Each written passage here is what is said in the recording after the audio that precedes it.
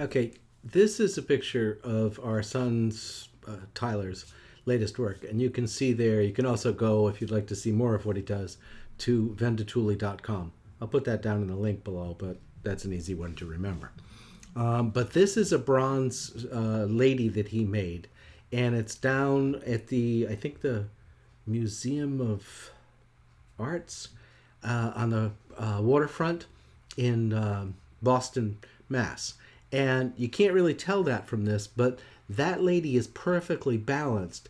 It's bolted down so nobody can take it. But if you took her off there, that metal will just sit there. And she is perfectly balanced the way it is. It's just bolted now. Because when he showed me the other day, I was like, whoa, that's pretty cool. How to get that so that she's perfectly balanced, doesn't fall one way or the other. That's pretty cool. So, again, if you want to see more of what Tyler does, Vendituoli.com.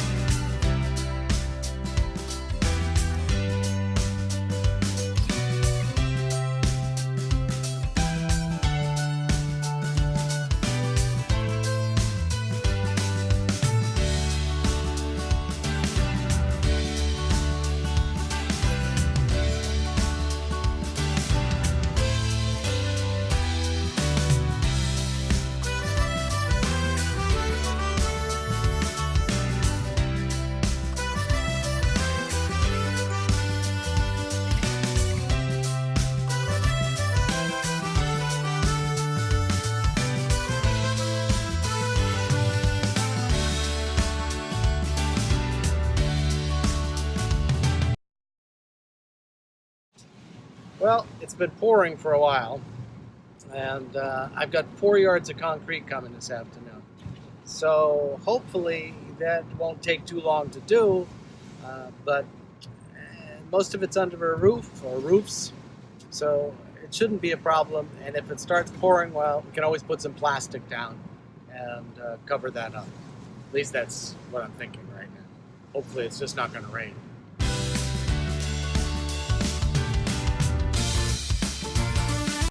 Time will reveal. Yeah, one, you're like a dream come true. Two, just wanna be with you. Three, boy, it's plain to see that you're the only one for me. And four, repeat steps 1 through 3. 5, make you fall in love with me. If ever I believe my work is done, then I'll start back at 1. Wat Cameroon? Ja. Happy birthday to you. Happy birthday, she loves you. Happy birthday to you.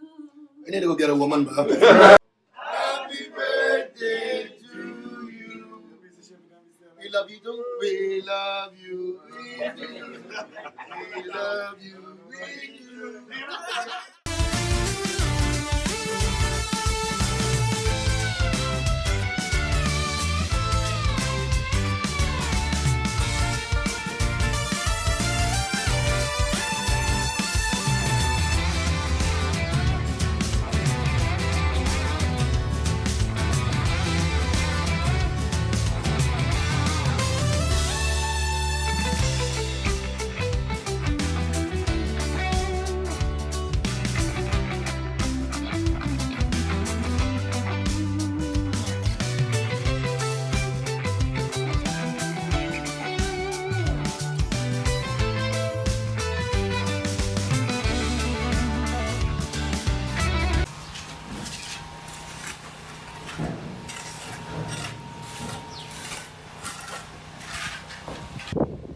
Okay, what I'm doing here is building sort of a temporary wall. Got some new scaffolding today using that.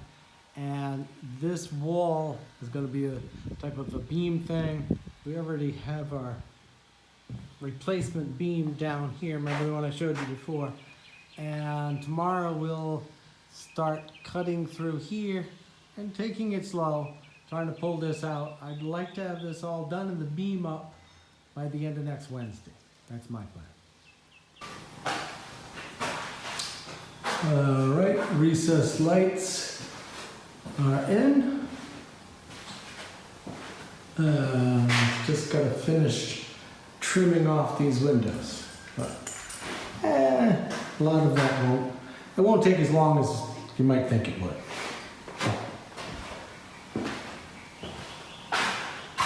Okay.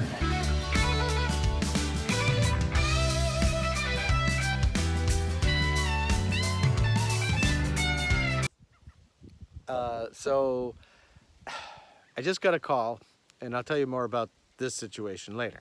But I just got a call from somebody who was working here sort of after hours, after everybody left. And I told them, okay, fine, work. When you get done, make sure you lock the gate. And then I'm at home. I get a phone call. Oh, are you going back up there? Because I think I forgot to lock the gate. So I wasn't planning on coming back here, but we're back here. We're going to go for a swim.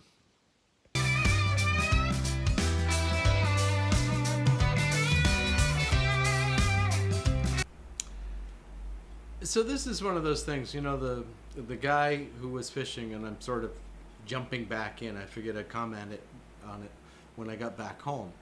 But the guy who was fishing there, and, you know, it's a tough call. We who have plenty of food can say, hey, you know, fishing for sharks or that kind of stuff, sharks are protected, you're not supposed to fish for them, blah, blah, blah.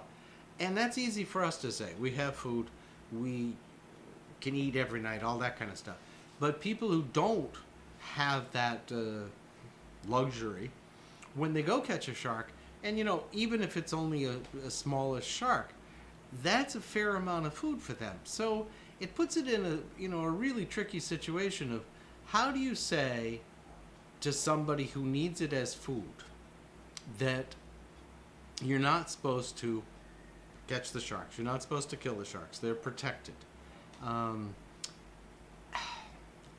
don't know how you do that. You know, that's a really tricky one to me because, yeah, like I said, it's fine and dandy for us to make that judgment. You know, we who have food and have enough money to buy food and everything else, but the person who doesn't, who that's their sustenance, I really don't know how you do that. It's a really tough one. I remember thinking the same thing when, you know, there was, years ago, there was it seems to have died down, but the Amazon forest was burning and farmers were doing it, and everybody was all up in arms about these people burning the forest to plant a crop and then they move on. And I mean, I remember even then being like, okay, these people are trying to live. So if they burn the ground, the ash goes in, they can provide some sustenance for their family or families or whatever kind of thing. And we who live in a different place with jobs and money and all that kind of stuff are telling these people, no, it's better that you starve to death than burn the forest and grow food. That's complicated, I think. Oh, and the other thing, you know, he says to me as we're leaving, oh, don't you want fish? And I said, no, thank you. And, you know, I don't want to be rude or anything like that. And he got some other fish, which would have been great. But I just didn't want to take his fish because he needs them, or his family or whatever, far more than I need them. So I just, you know, hopefully he doesn't take offense that I didn't take his fish that he offered. Hopefully, because like I said, he and his family need them more than Sid and I do. Okay, so I was telling you a little bit about some issues there. But in the last 2 days, a couple of people have come to me and said, you need to do this, you need to do that. And one yesterday, I was like, no, I don't. I don't have anybody to help you. You brought the stuff, you unload it. Period, end of discussion.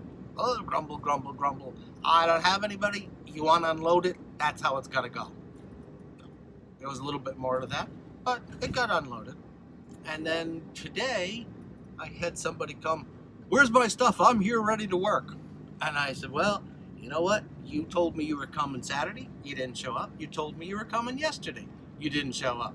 So there's no way I'm going to be worrying about what stuff you need because you never informed me of when you're actually coming or not coming." And that, by the way, I'm giving you the very mild version right now. There was a few more choice words that I put in. And I was saying, look, I don't care. You tell me you're going to fly to the moon. Great, I'll take you on your word. But you best fly to the moon. So when you tell me you're coming, I take it on your word until otherwise. And right now, that otherwise is, I can't believe what you're telling me. So from now on, you take care of what you need. You need to move something, move it. Otherwise, I got no time for this. And like I said, this is the real mild version. So I don't know if it's the heat. I'm getting less intolerant. Less tolerant? Intolerant? Tolerant. Less tolerant. But it's like, hey. And of course, when that happens, everybody just goes, quiet. Because, like, you know, I've said, I try to be, but, you know, in reality, I am Italian. And in reality, I could blow up almost every day, but I don't. Oh, if you come pretty soon, by the way, you're going to find that the roads are at different times in the day. There's tons of little crabs crossing back and forth. It's like, there's only so much you can do. You can try to avoid them, but, you know, you don't want to have an accident because of the crabs. Yeah, we're going uphill. Water's rough, huh? Yeah, water's picking up. Well, there's that storm out there. You see that? Yeah, that's interesting. Raining up that way. And see the water slapping on the edge over here? Imagine when we get to full tide, she'll be slapping a little bit